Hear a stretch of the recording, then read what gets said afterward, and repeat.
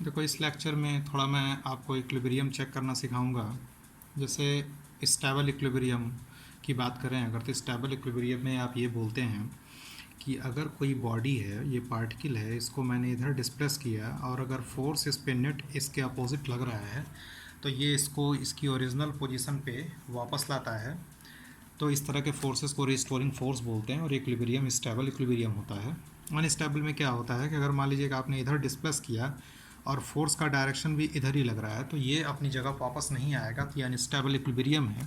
तो कैसे चार्जेस के केस में हम स्टेबल और अनस्टेबल इक्विलिब्रियम को चेक करेंगे। जैसे मान लीजिए मैंने एक चार्ज लिया प्लस क्यू, यहाँ पर लिया प्लस क्यू और इसके मिड पे मैंने एक क्यू चार्ज रख दिया, है ना।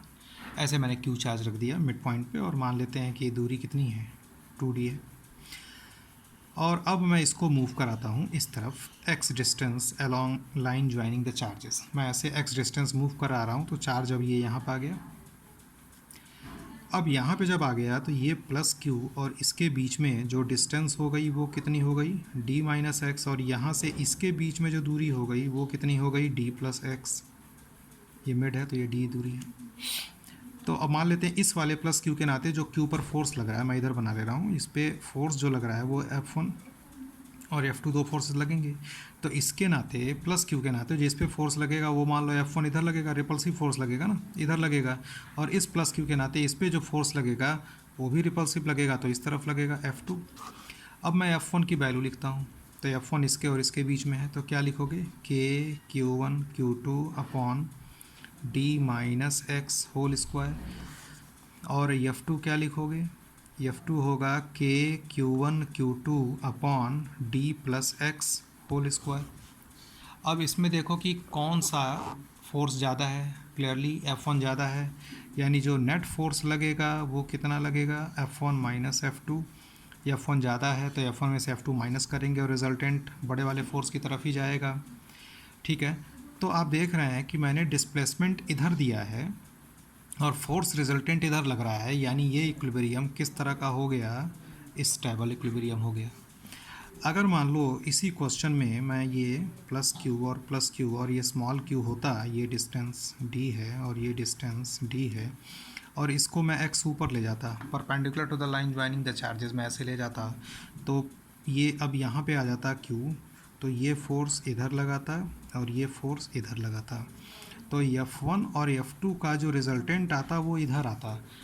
तो डिस्प्लेसमेंट भी इधर ही हो रहा है, फोर्स भी इधर ही लग रहा है, कभी भी वापस आने का चांस नहीं है, यानी ये अनस्टेबल। देखो इस तरह के केस में, ये जो पहला वाला केस मैंने बताया, इसमें SHM के भी क्वेश्चंस बनते हैं कि जो रिजल्टेंट फोर्स निकाल के, जो मैंने आपको SHM पढ़ा रहा था तो समझाया था, तो स्टेबल इक्विलिब्रियम का होना ज़रूरी है SHM के लिए, तो वहाँ पर अप्रोच आप ऐसे ही करते थे। एक क्वेश्चन और छोटा सा मैं ले रहा हूँ। अगले क्वेश्चन में ये है कि जैसे मान लीजिए कि मैंने यहाँ पर माइनस प्लस क्यू चार्ज ले रहा हूँ वैसे ही, और प्लस क्यू चार्ज, और मिड पे मैं अब माइनस क्यू चार्ज रख रहा हूँ। अब ये मैंने यहाँ पर माइनस क्यू चार्ज रख दिया और अब मैं इसको इधर मूव करा रहा हूँ x डिस्टेंस, ये यहाँ से लेके यहाँ तक की दूरी d है, ये दूरी भी d है, वो बार बार वही डाटा ले रहे हैं। ये इधर आया तो अब ये यहाँ पे आ गया, तो अब इसके और इसके बीच में फोर्स क्या लगेगा, अट्रैक्टिव। तो ये वाला इस पर जो फोर्स लगाएगा माइनस क्यू पर, ये क्या लगाएगा इधर F1, और F1 की वैल्यू कितनी होगी, KQ1 Q2 by d minus x whole square, और इसके बीच में फोर्स क्या लगेगा, F2, ये इसको अपनी तरफ खींचेगा F2, तो F2 की वैल्यू आप क्या लिखेंगे, KQ1 Q2 upon d plus x whole square. और यहाँ पे F1 जो दिख रहा है ज़्यादा दिख रहा है, यानी F1 is greater than F2, तो रिजल्टेंट फोर्स तो F1 की तरफ आएगा, इस तरफ, तो डिस्प्लेसमेंट भी इधर ही है, फोर्स भी इधर ही है, तो ये किस तरह का इक्विलिब्रियम हो गया, अनस्टेबल इक्विलिब्रियम हो गया। तो इस तरीके से आपको चेक करना होता है। एक सवाल मैं और छोटा सा ले रहा हूँ। जैसे क्वेश्चन में ये है कि आप ये मान लीजिए कि यहाँ पर एक चार्ज Q है जिसको मैंने फिक्स कर दिया, है ना, ये मैंने फिक्स कर दिया, और यहाँ पर एक चार्ज Q है जिसका मास m है, और ये बैलेंस्ड है, और पूछा गया कि बताओ भाई वो डिस्टेंस कितनी है ताकि ये बैलेंस्ड रहे। तो यहाँ पर फोर्स किसकी वजह से लगेगा, एक तो इसका अपना वेट होगा और ये प्लस क्यू की वजह से ये ऊपर की तरफ इलेक्ट्रिक फोर्स लगेगा। इलेक्ट्रिक फोर्स की वैल्यू क्या होगी, के Q1 Q2/d²। चूँकि ये बैलेंस्ड फोर्स है, बैलेंस्ड है ये, तो ये दोनों फोर्स आपस में क्या हो जाएंगे, बराबर हो जाएंगे। यानी Fe की वैल्यू हम mg के बराबर रख देंगे और Fe की वैल्यू कितनी हो गई, के Q1 Q2/d² तो यहाँ से आप d की वैल्यू निकाल सकते हैं। दूसरा केस ये है, अगर मैं अब इक्विलिब्रियम चेक करना हो तो मैंने बोला कि स्मॉल q को थोड़ा सा हम डाउनवर्ड x ले आएँ, नीचे की तरफ ले आएंगे। तो नीचे की तरफ ले आएंगे तो ये d की वैल्यू कम होगी, तो ये जो फोर्स होगा बढ़ेगा, इलेक्ट्रिक फोर्स बढ़ेगा, mg तो वही है।